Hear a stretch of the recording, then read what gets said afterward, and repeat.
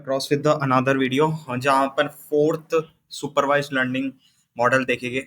जो अभी तक हमने पढ़ा है नेवे बेस, नियरेस्ट नेबर और लीनियर रिग्रेशंस, और अब चौथा हम देखेंगे decision tree implementation on the basis ID three algorithm. Basically ये सबसे ज्यादा क्लासिफिकेशंस के लिए यूज लिया जाता है, क्लासिफिकेशन मॉडल्स के लिए यूज लिया जाता है। तो सबसे पहले introduction to the decision tree के बारे में पढ़ेंगे कि डिसेंट ट्री क्या होता है। बेसिकली ट्री से आपको पता ही है कि हम ट्री में रिप्रेजेंट कर सकते हैं, बट आपको थोड़ा सा लग रहा होगा कि ट्री में रिप्रेजेंट क्यों करना है। But I just my must say कि ये अपना जो वर्क है वो और आसान कर देगा as compare to naive Bayes. ठीक है। तो decision support a tool that uses a tree like graph of a decision and their possible and consequence. Tree like graphs होते हैं, ओके। और जो ट्री लाइक ग्राफ्स होते हैं उनके हर जो नोड होते हैं वो एक तरीके से डिसीजन लिए हुए हैं कि हाँ ये क्लासीफाई हो रखा है, ये क्लास निकल रही है, ये क्लास मूव हो रही है, ओके। यहाँ पर इसकी एप्लीकेशन है क्लासिफिकेशन, रिग्रेशन और ऑफ कोर्स रिग्रेशन में भी थोड़ा बहुत यूज होता है, फ्यूचर सिलेक्शन पार्ट जो अपना मशीन लर्निंग में होता है। Components of a decision tree. Root node. Root node हमारा तो टॉप नोड होता है जो इनिशियल जहाँ से स्टार्ट होती है टॉप नोड वैल्यू, जहाँ पर एंटायर डाटा सेट्स उसके जो फीचर्स होते हैं उसके एज ए चाइल्ड होते हैं, या फिर लीफ नोड्स बोल सकते हो, ब्रांचेस बोल सकते हो, ओके। तो decision nodes nodes where the decision is made based on on an attribute, जहाँ पर डिसीजन बन रहा है। मीन वाइज कि अगर मुझे वहां पर डिसीजन सेट करना है तो वो डिसीजन नोड होते हैं कि मुझे ये लेफ्ट मूव करना है, राइट मूव करना है, या आगे मूव करना है, या फिर उसको रूट बनाना है, तो वो डिसीजन नोड्स होते हैं। लीफ नोड जो सबसे लास्ट में होते हैं, ब्रांचेस जो ब्रांच तो पता ही है जो कनेक्ट करती है नोड्स को, ओके। तो मैं आगे बढ़ता हूँ, एडवांटेज और डिसएडवांटेज और डिसीजन ट्री। तो एडवांटेज और डिसएडवांटेज क्या है डिसीजन ट्री के? Simple to understand and interpret, require related data representation, और can handle a both numerical and categorical value. सबसे बड़ा ये एडवांटेज है कि न्यूमेरिकल कैटेगरिकल वैल्यू भी सपोर्ट करता है, मतलब रिग्रेशन और साथ ही साथ में क्लासिफिकेशन दोनों के लिए ही बेस्ट है। Disadvantage prone to overfitting, overfitting के केस में यहाँ पर थोड़ा सा ये ढीला पड़ जाता है। Can be unstable with small variation in data set, data में अगर थोड़ा भी वेरिएशन आया तो ये बहुत दिक्कत कर देता है। मैं आपको अगर बताऊंगा अभी वैसे वहां पर चेंज करके बताऊंगा कि बहुत ज्यादा ही वेरिएशन कर देता है of course. Bias with the imbalanced data set, अब कुछ एरर आ जाते हैं तो वहां पर इशू कर देता है, ठीक है। Introduction to the ID three. तो आईडी3 बेसिकली आईटीटिव ID3 basically a popular algorithm used to generate a decent tree. Decent tree generate करने का काम आती है ID3 ये। और ये डेवलप करी थी रॉस क्यूलेन ने, और पर्पस इसका था कि to create a decision tree by recursively splitting the data set based on the attribute that provide the highest information gain. Of course I just miss that the part of the information gain. Information gain क्या होता है? Information gain एक predicted information होती है जहां अपन entropy से निकालते हैं। मैं आपको बताऊंगा, वो भी आगे फॉर्मूला है इसका, बेसिक मैथमेटिकल फॉर्मूला है, जहां से प्रिडिक्ट करके हम निकालते हैं कि ये जो भी फीचर हम सेलेक्ट कर रहे हैं कि ये फ्यूचर सिलेक्शन हमारा बेस्ट है, ये हमको प्रिडिक्ट करके अच्छे से मेरे को डाटा और वैल्यू देगा, ठीक है। जितना ज्यादा लेफ्ट नोड के साइड जाएगा ऑफ कोर्स प्रिडिक्शन वो ज्यादा अच्छी करेगा, मतलब हेल्प करेगा कि प्रिडिक्ट करने में डाटा को, ओके। तो की कॉन्सेप्ट ऑफ ID3 मैंने आपको बताया था कि एंट्रोपी कैसे, एंट्रोपी और इन्फॉर्मेशन गेन कैसे निकालते हैं। बेसिकली सबसे पहले समझते हैं एंट्रोपी कैसे निकालते हैं। अ मेजर ऑफ इम्पेरिटी और डिसऑर्डर। इम्पेरिटी और डिसऑर्डर के लिए ही एंट्रोपी निकाल ली जाती है। अगर आपने 11th-12th में पढ़ा होगा तो एंट्रोपी का मतलब यही होता है, इन ऑर्डर और इम्पेरिटी डिसऑर्डर वे में होता है, रैंडमनेस होती है जो, वो बेसिक एंट्रोपी बताता है। E of S is equals to minus of sigma P I log based two P I. Basically P I यहाँ पर रिप्रेजेंट कर रहा है प्रोबेबिलिटी ऑफ दैट पर्टिकुलर कि इसकी प्रोबेबिलिटी क्या होगी, इसकी प्रोबेबिलिटी क्या होगी, कैसे मूव करेगा आगे। तो ये ID3 भी बेसिकली प्रोबेबिलिटी बेसिस पे ही काम कर, ओके। तो ये मेरे पास एंट्रोपी होगी, गिवन प्रोबेबिलिटी बेस्ड पे ही काम करता है ओवरऑल, ओके। तो इंफॉर्मेशन गेन कैसे निकालेंगे? Reduction in entropy after after data set is splitted in an attribute. अगर जैसे हम डाटा को स्प्लिट करते हैं एज ए एट्रीब्यूट या हम ट्री की फॉर्मेट में स्ट्रक्चर करते हैं तो इसमें एंट्रोपी में कुछ गिराव आता है, क्योंकि ऑफ कोर्स गिराव आएगा, क्योंकि अगर आप उसको साथ ही साथ में अपने नोट्स के साथ जोड़ते जाओगे तो आपको प्रिडिक्ट भी ज्यादा अच्छा होता जाएगा, तो उसमें रैंडमनेस भी कम होती जाएगी, ठीक है। तो ईटी बेसिक फॉर्मूला क्या होता है? IG TX ET minus of submission of TV upon T E TV, okay.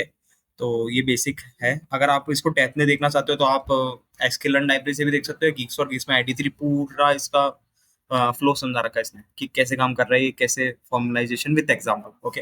तो अपन अपने कॉन्सेप्ट्स पे आते हैं। स्टेप्स इन ID3 एल्गोरिथम, कैसे काम करना है अपनों को ID3 एल्गोरिथम्स में एज अ कोडिंग पार्ट में। Calculate the entropy, basic entropy निकालना है। Calculate the information gain for each attribute, select the attribute with the highest information gain. Okay, split the data set जो मैंने बताया था आपको।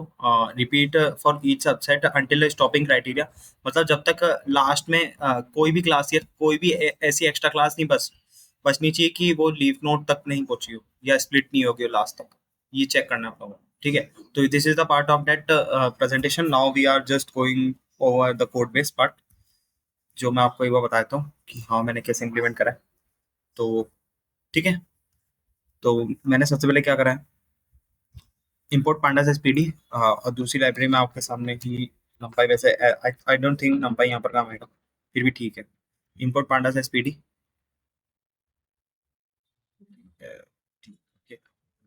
तो मैंने ये डाटा सेट लिया है, मैंने ये डाटा सेट खुद। ओके, तो ये बेसिकली मैंने डाटा सेट लिया है कि CGPA is good and bad, communication good and aptitude and program. तो वही बात है, ये डाटा सेट इज इंडिपेंडेंट और ये डिपेंडेंट है। तो ये अपनों को निकालना है इन इंडिपेंडेंस उनसे। ओके, तो वैसे ही मैंने ये वैल्यू निकाल ली, और भाई ये मैंने साथ ही साथ में ये वाले वैल्यू निकाल ली। ओके, ये ILOC करके ये मैंने आपको बहुत बार बता चुका हूँ मैं। अब बेसिकली क्या होता है कि ये येस नो फॉर्मेट में है। मुझे ये चाहिए न्यूमेरिकल फॉर्मेट में, 10 फॉर्मेट में। तो मैं क्योंकि ये न्यूमेरिकल फॉर्मेट में क्या है, मैं इसको इजीली कैटेगराइज कर पाऊंगा। तो मैं क्या करूंगा, एक एसक्यूएल लाइब्रेरी की pre processing import level encoder होती है। तो बेसिकली कुछ भी नहीं करता, ये जो भी आपका डाटा है उसको 0-1 के फॉर्मेट में कन्वर्ट कर देता है। तो येस को एक ये अपना खुद का नाम दे देगा 1, और जीरो को ये खुद का नाम दे देगा, नो को ये खुद का नाम दे देगा 0। देखो यहाँ पर यस की जगह यहाँ पर 1 आ रहा है, और 0 की जगह नो आ रहा है। ठीक है, तो ये बेसिक उसका था लेवल एनकोडर पार्ट का।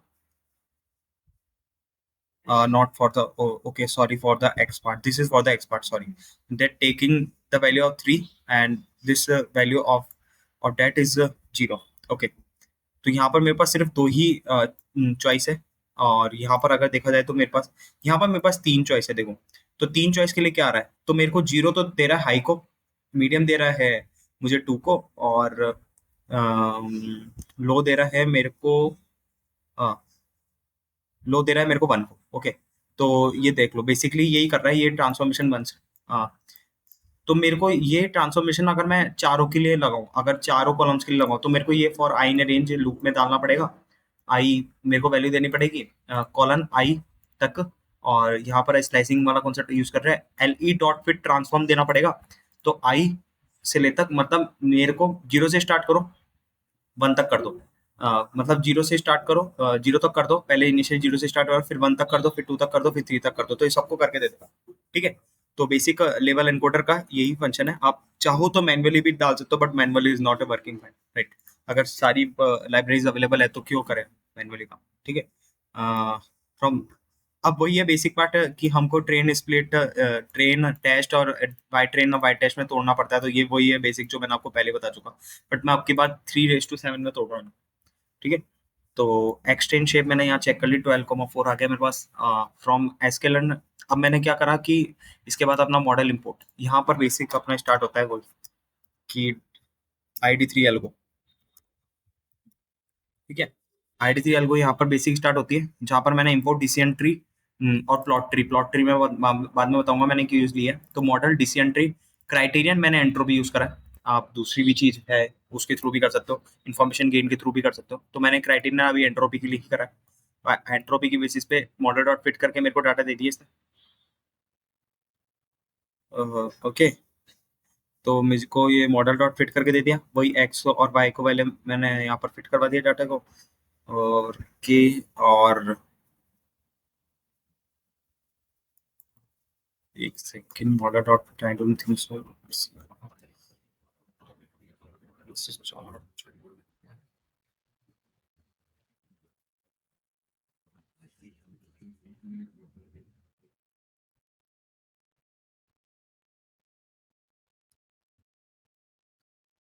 ओके, तो ये मेरे को पहले दे दिया, एक्स्ट्रा ट्रेन मेरे को ये दे रहा है। मॉडल डॉट फिट मैंने कर दिया एक्स ट्रेन और वाई ट्रेन, मैंने इसको रन करवा दिया अपने मॉडल को। और मैंने प्रिडिक्ट करा एक्स टेक्स्ट को डाल के, प्रिडिक्शन मुझे दिया, ये प्रिडिक्शन मुझे yes yes yes yes no दे रहा है। तो अब इसका स्ट्रक्चर समझते हैं कि हाँ स्ट्रक्चर कैसे आ रहा है। मैंने आपको समझाया था कि ट्री की फॉर्मेट में दे रहा है, तो हम structure with the help of क्या करेंगे, प्लॉट ट्री। मैंने यहाँ पर एक लाइब्रेरी इंपोर्ट करी है। और साथ ही साथ में अपन ने पढ़ा था कि हम ग्राफ कैसे क्रिएट करते हैं। मैंने आपको नहीं पता हो तो मैं आपको बताता हूँ, मैटप्लॉटलिब लाइब्रेरी है। आप नहीं जानते तो आप फिर से देख सकते हो वीडियोस को, पुरानी वीडियोस में मैंने करा रखा है। ठीक है, तो बेसिकली मुझे अगर एक्यूरेसी चेक करनी है तो वो ही है पुराना dot matrix import accuracy confusion matrix, accuracy is equals to accuracy score, Y test और प्रेडिक्शन मैंने दे दिया, और एक्यूरेसी चेक 0.833 आ रहा है, इज ऑलमोस्ट बेस्ट। ओके, तो ठीक है। देखो ये चीजें सारी डाटा सेट पे भी डिपेंड करती है। डाटा सेट मेरा मैनुअली क्रिएटेड है, of course primary data set है। If I take a secondary data set, maybe it's give a one. Okay, तो वो हर चीज पे डिपेंड रहता है। वो अभी अपन iris data set is like fake data use कर रहे थे कैगल से, ऑफ कोर्स। तो वो आपको आइरिस का डेटा सेट फेक ही दे रहा था, तो उसमें आपको बिल्कुल एक्यूरेट दे रहा था। क्यों? क्योंकि डाटा बिल्कुल एक्यूरेट हो। ठीक है, तो कंफ्यूजन मैट्रिक्स मेरे को यहाँ पर दे दिया। कंफ्यूजन मैट्रिक्स बेसिकली कुछ ही नहीं होता, मैट्रिक्स रिप्रेजेंट जिसमें आपको ये ट्रू पॉजिटिव, ट्रू नेगेटिव या ट्रू फॉल्स वैल्यू ये बताता रहता है कि हाँ ये बेस्ट वैल्यूज क्या है। मतलब प्रिसीजन बताता है कि अपना कितना मॉडल बेस्ट रहा है उस केस में। ओके, तो वाई टेस्ट और प्राइड प्रिडिक्शन मैंने यहाँ बताया 3, 1 और 0, 2। ओके, तो एक्स टेस्ट शेप मैंने यहाँ पर चेक ही कर ली, वैल्यूज और मॉडल और प्रिडिक्ट। मैंने दूसरी वैल्यूज डाल के भी चेक कर रखी, हाँ प्रेडिक्ट करके देता है। मैनुअली भी डाल सकते हो आप, राइट। अब मैनुअली भी चेक कर सकते हो। ये तो आपने वो सिर्फ खुद के बेसिस पे करी, बट मैनुअली भी आप चेक कर सकते हो। ओके, तो इंपोर्ट मैटप्लॉट और पाईप्लॉट एज पीएलटी मैंने यहाँ पर पाईप्लॉट यूज करा। और साथ ही साथ में पीएलटी डॉट फिगर मैंने फिक्स साइज 10,6 का दिया। 10,6 मैं यहाँ से इसको रन करता हूँ। ठीक है, अब मुझे ये दे रहा है, देखो। तो ये 10,6 मुझे डाटा फिगर साइज दिया कि मुझे 10 ही फॉर्मेट में चाहिए, और 6 मुझे 6 से ज्यादा ये वैल्यूज नहीं चाहिए। ओके, तो प्लॉट प्लॉट ट्री मैंने यहाँ से पहले इंपोर्ट करा था। मॉडल को मैंने यहाँ पर डाला, अपना मॉडल है जो, उसको शो करो और फील्ड ट्रू दो। ओके, तो फ्यूचर अंडरस्कोर नेम मैंने क्या क्या दिए, सीजीपीए फ्यूचर अंडरस्कोर नेम, मतलब मैं फ्यूचर ये वाले सारे देना चाहता हूँ, सीजीपीए कम्युनिकेशन एप्टीट्यूड और प्रोग्राम स्किल्स। ठीक है, उन सबके लिए मुझे ट्री तोड़ के दिए। तो देखो बेसिकली ये पूरा पूरा बता रहा है कि इसकी एंट्रोपी ये है, सैंपल्स ये है, 12 है, वैल्यू ये है, क्लास ये है। तो सबसे टॉप पे ये रहेगा अपना एप्टीट्यूड। उसकी नेक्स्ट वैल्यू अपना अगर लेस देन, अगर उस केस में आई तो 0.592 एंट्रोपी लेस देन है, और इसकी एंट्रोपी अगर ग्रेटर देन हुई तो ये आपको मिलेगा। ओके, तो ओके आपको ये मिलेगा, है ना। तो बेसिक कम्युनिकेशन वाला ये होगा। ओके, जहाँ पर क्लास ने मुझे येस और नो वाला केस में मिलेगा। तो बेसिक ID3 यही है। अभी मैंने आपको बताया था कि एक इसमें दिक्कत है कि आपको बार बार वैल्यू चेंज कर देता है। अगर मैं इसको फिर से रीरन करूंगा तो देखो, फिर से सारे प्रोग्राम को अगर मैंने रीरन डाला तो देखो ये मेरे को बार बार दूसरा ट्री दे रहा है। क्यों? क्योंकि इसमें रैंडमनेस है, एंट्रोपी में रैंडमनेस होती है, क्योंकि ये प्रॉपर तरीके से प्रिडिक्ट नहीं करता। यही है इसके सबसे बड़ा डिसएडवांटेज हमारा, अगर डिसीजन ट्री अगर हम यूज करते हैं IT3 एल्गोरिथम मशीन लर्निंग में। अगर मैं फिर से रन करता हूँ एक बार, देखो अब मेरी एक्यूरेसी 0.5 ही आ गई। तो आपकी बार तो बिल्कुल चेंज हो जाएगा। देखो अब की और बड़ा आ गया। ओके, तो यही था इस वीडियो में। Thank you so much for watching this video. अगली वीडियो में आप देखते हैं।